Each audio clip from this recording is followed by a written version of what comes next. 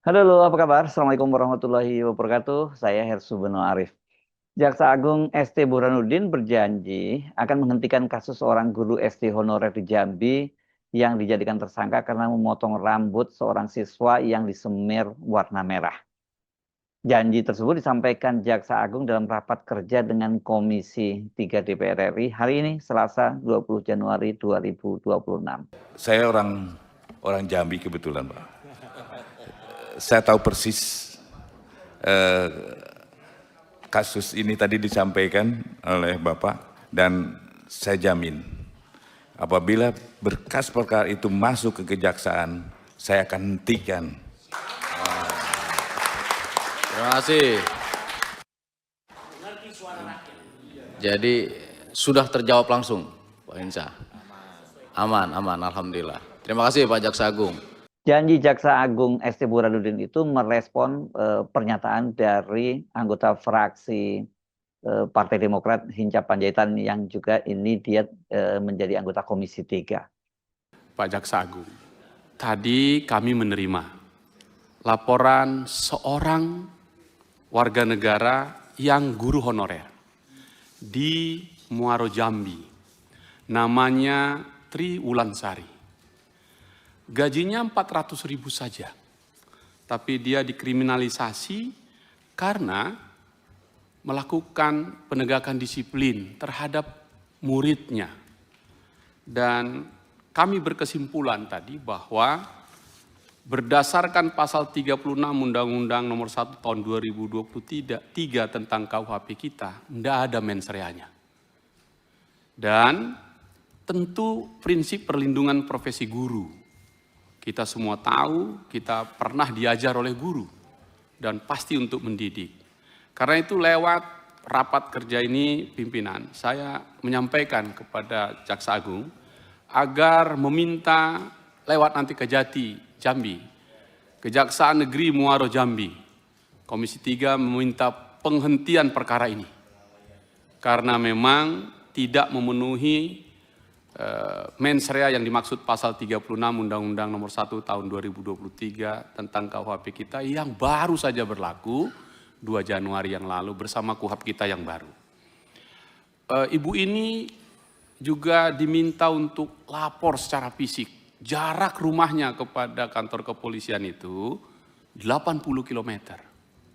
Dan kemudian suaminya adalah kepala desa. Bertumpang tindih perkara itu.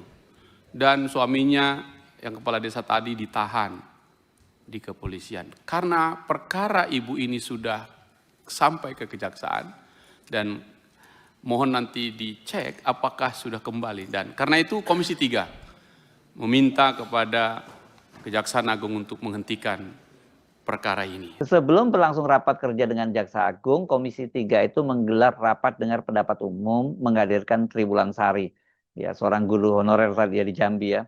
Dan dia mengadukan nasibnya ke Komisi 3 dengan didampingi oleh pengacaranya. Baiklah, di sini saya akan menceritakan sedikit kronologi dari awal tahun 2025. Itu bertepat di bulan Januari tanggal 8, kejadiannya terjadi di lapangan sekolah. Jadi anak berkumpul di lapangan sekolah dari kelas 1 sampai kelas 6. Kebetulan ada anak 4 orang yang rambutnya bersemir, Pak. Jadi rambutnya bersemir pirang, anak kelas 6 SD. Merah gitu ya, cat pirang ya? Iya, disemir pirang, cat merah. Jadi saya melakukan razia karena sebelumnya sudah diberitahu, sudah dikasih tahu bahwasanya yang dicat harus dicat hitam kembali seperti itu sebelum libur semester. Ternyata setelah masuk liburan semester, mereka masih rambutnya bersemir. Nah, jadi saya merazia, saya potong rambutnya. Anak yang bertiga teman anak yang ini tadi, mereka menurut ketika dipotong, mereka menurut karena mereka merasa memang salah mereka seperti itu. Nah, yang satu ini mereka berontak, dia nggak mau dipotong rambutnya. Jadi akhirnya saya bilang dipotong sedikit aja seperti itu. Akhirnya dia mau dipotong. Setelah rambutnya dipotong, dia putar badan itu ngomong kotor, Pak. Jadi setelah dia ngomong kotor, saya refleks, nabok mulutnya. Kamu ngomong apa? Orang tua di sekolah ini ya guru kamu, seperti itu. Kalau di rumah orang tua kamu ya orang tua kamu, tapi kalau di sekolah guru inilah orang tua kamu, seperti itu, Pak. Tapi tidak ada kejadian yang berdarah atau mungkin giginya patah atau seperti apa, tidak. Refleks satu kali dan saya tidak pakai atribut apapun di tangan saya, seperti itu. Nah, dan anak itu masih masuk ke pelajaran selanjutnya. Jadi masih belajar sampai selesai, sampai pulang sekolah masih belajar. Jadi kejadiannya hari Rabu, pulang sekolah mungkin dia ngadu ke orang tuanya. Setelah itu orang tuanya ada datang ke rumah saya. Datang ke rumah saya, dia marah-marah ngomong, apa yang kau anuin dengan anak aku, kata gitu kan. Jadi saya jawab, duduk dulu bang, biar kita ngomong baik-baik kan gitu. Tapi dia tidak mau ngomong baik-baik, akhirnya marah-marah gitu. Sudah tuh sampai ngelontarin kata-kata kasar juga. Sampai dia balik, dia ngomong juga sama saya, mati kau kubuat, kata. Kalau udah secara kasar, secara halus, katanya kayak gitu, Pak. Jadi itu mengancam begitu orang tua, mati kau kubuat, kalau tidak secara kasar atau secara halus. Iya, jadi pas hari Kamisnya kepala sekolah memanggil orang tua tersebut. Maksudnya biar mediasi, tapi hari itu saya tidak diperbolehkan ke sekolah sama kepala sekolah. Karena takutnya terjadi apa-apa sama saya gitu. Jadi kepala sekolah berbicara dengan orang tua tersebut, tapi orang tua tersebut tidak mau karena kami sudah mengadukan ini ke proses hukum, seperti itu, tidak mau berdamai kayak gitu. Akhirnya dia adukannya ke Polsek Kumpe waktu itu. Nah, akhirnya saya dipanggil juga, dapat surat undangan, diwawancarai di sana, dan tanggal ada di situ tanggal berapa? Melakukan mediasi di Polsek, sudah sempat juga melakukan mediasi di Polsek, sudah sempat, tapi memang orang tuanya juga tidak mau.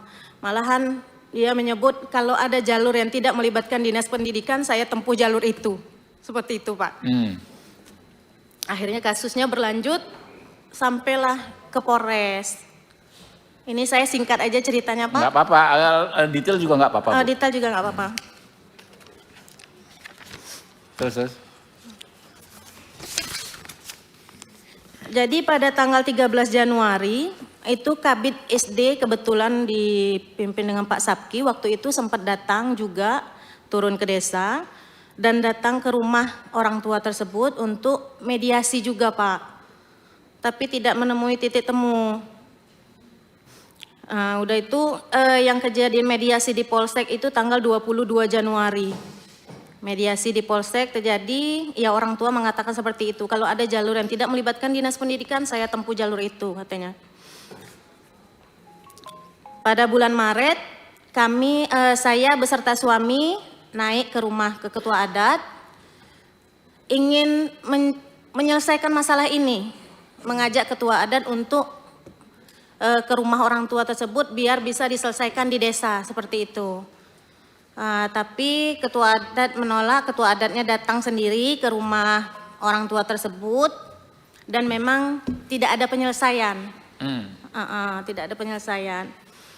Pada tanggal 12 Maret ada surat panggilan mediasi di Polres, itu juga tidak terlaksana. Kebetulan hari itu saya ada kegiatan, jadi suami yang mewakilkan untuk datang ke Polres. Tapi ketika suami datang ke Polres ternyata pihak orang tua tersebut sudah pulang. Jadi mediasinya tidak terlaksana. Pada tanggal 6 Mei, pihak PGRI Kabupaten Muaro Jambi turun ke desa Pemataraman. Nah, jadi berharap ada mediasi juga dengan orang tua tersebut.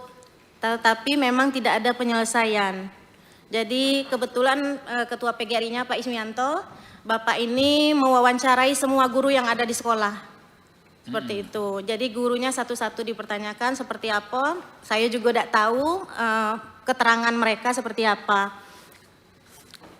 Sudah itu Bapak ini sempat mau mampir ke rumah orang tua itu, tapi orang tuanya nggak di rumah, jadi nggak jadi.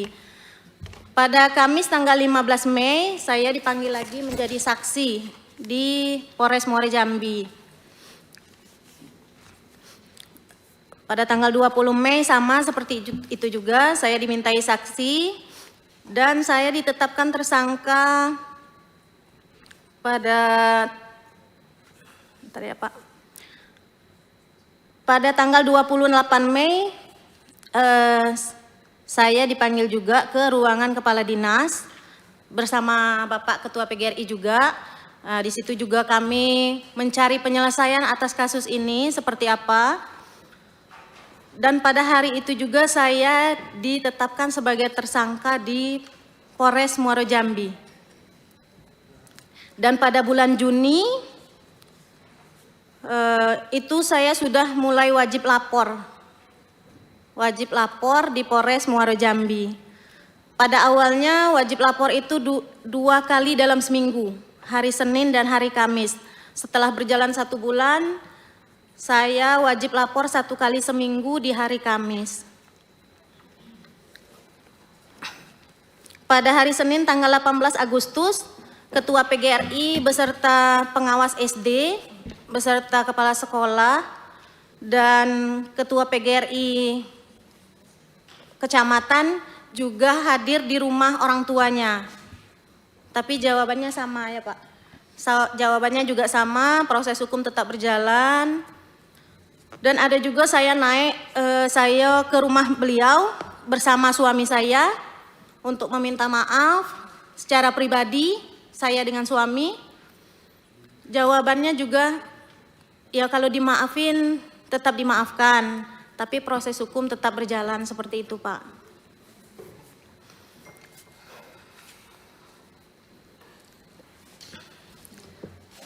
Dan pada tanggal 17 November, saya dan seluruh Kades di Kumpe menghadap ke Bapak Bupati Muaro Jambi untuk mengurus kasus suami saya. Untuk mengurus kasus suami saya sekaligus menyelesaikan permasalahan saya. Jadi di situ disarankan dengan Pak Bupati untuk menulis surat permohonan. Surat permohonan saya layangkan tanggal 25 November ke Kabak Hukum Muara Jambi. Dan pada tanggal 9 Januari kemarin saya diundang oleh Kesbangpol untuk menindaklanjuti masalah saya. Di situ saya disarankan untuk meminta maaf kembali sekaligus menulis surat permohonan maaf secara tertulis. Akhirnya saya naik lagi ke rumah beliau pada tanggal 12 Januari meminta maaf secara pribadi, meminta maaf dengan rendah hati, dan saya mengatakan jika ada yang bisa saya lakukan untuk menyelesaikan masalah ini, saya akan lakukan. Dan jika saya harus tidak mengajar lagi di SD itu, saya pun ikhlas. Saya bilang seperti itu dengan orang tuanya.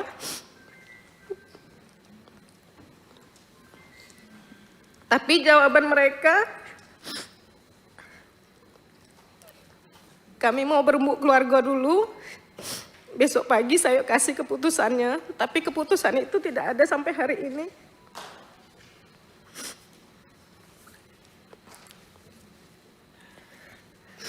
Jadi suami saya sudah ditahan dari 28 Oktober, hampir 3 bulan Pak.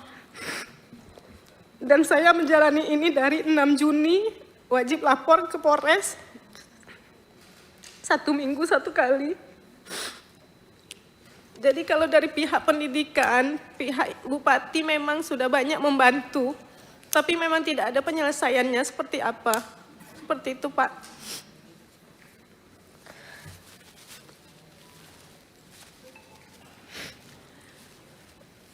Saya berharap di sini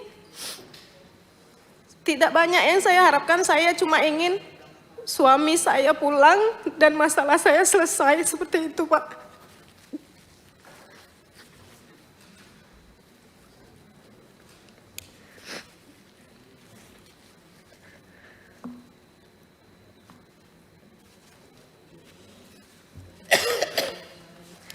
Terima kasih Pak.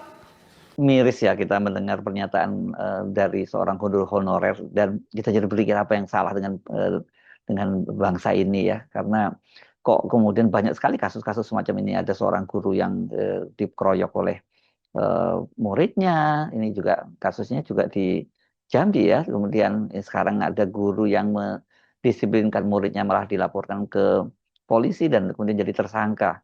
Tapi syukurlah tadi ya, langkah cepat dari Jaksa Agung. Tapi tentu saja Jaksa Agung itu domainnya nanti kalau kasus itu sudah dilimpahkan oleh polisi ke kejaksaan ya, baru di situ Jaksa Agung itu bisa menghentikan kasusnya. Saya Hersman Arif, sampai jumpa lagi. Wassalamualaikum warahmatullahi wabarakatuh.